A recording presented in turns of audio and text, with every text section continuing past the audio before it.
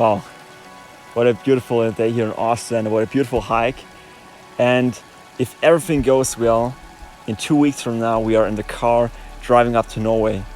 But only maybe, because there is still this huge uncertainty left regarding our trip with travel restrictions and COVID, etc., this kind of stuff. Yes, and it's kind of stressing me because the scenery here is just so beautiful and it reminds me so much about the pictures I saw from Norway. But yeah, it's just a very weird situation, not knowing what you are going to do in 2 weeks from now.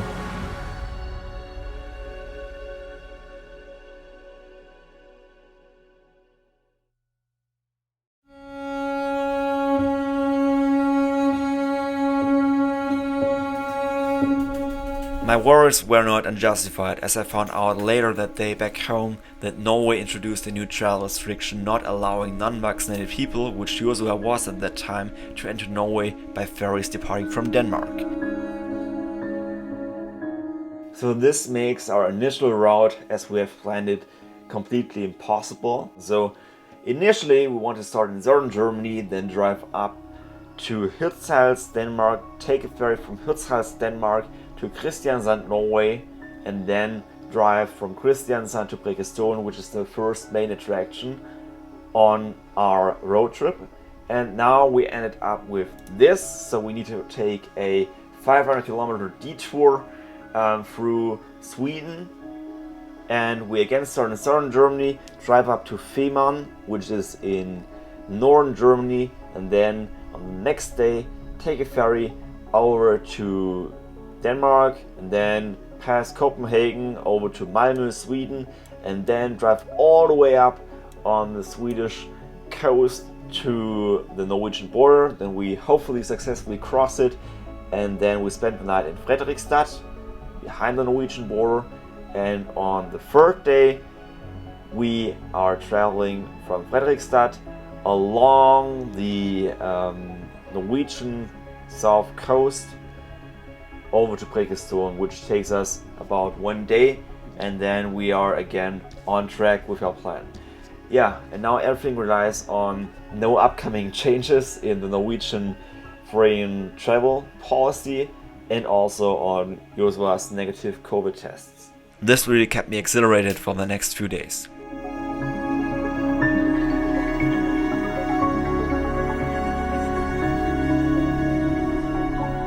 Alright, now it's the moment of truth, because each Sunday night at 12 p.m. the Norwegian government posts a map with different colored countries, and only if your country is colored green you're allowed to enter Norway.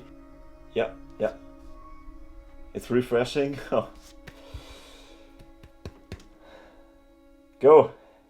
Whoa! And we are green! Wow! Yes! Look at this! Germany is green.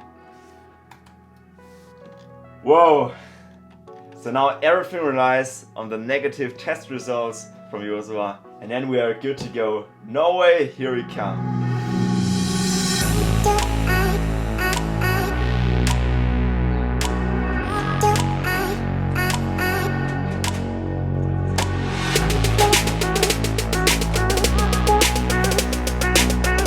We packed the car with our stuff, but also with a huge chunk of uncertainty in the back.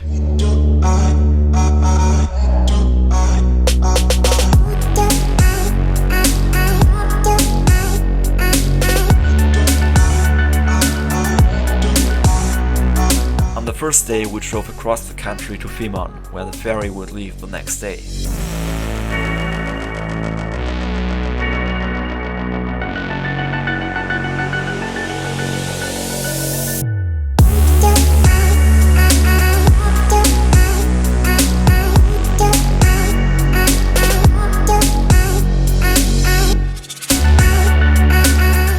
Early in the morning, we drove the last few meters on German soil and watched the sunset from the ferry.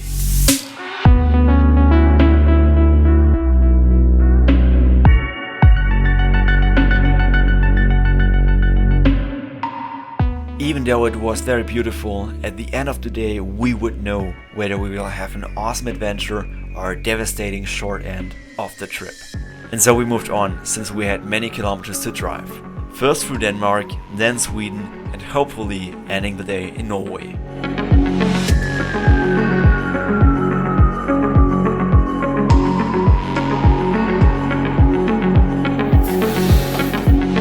With every kilometer, the moment of truth got closer and the uncertainty even more present. We are now at the testing center and Joshua is just getting tested. Hopefully the result's negative, which is positive for our trip. They led us on this parking lot and there was one guy which got the license plate codes of the negative tested cars, so we curiously waited for his calling. Everything's okay. Okay, great. Thank you very much. Okay. Great.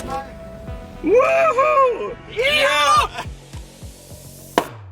With a huge relief in my mind and my heart, we started driving through Norway, and all the uncertainty of all the last 8 months was netted away just from 1 second to the other.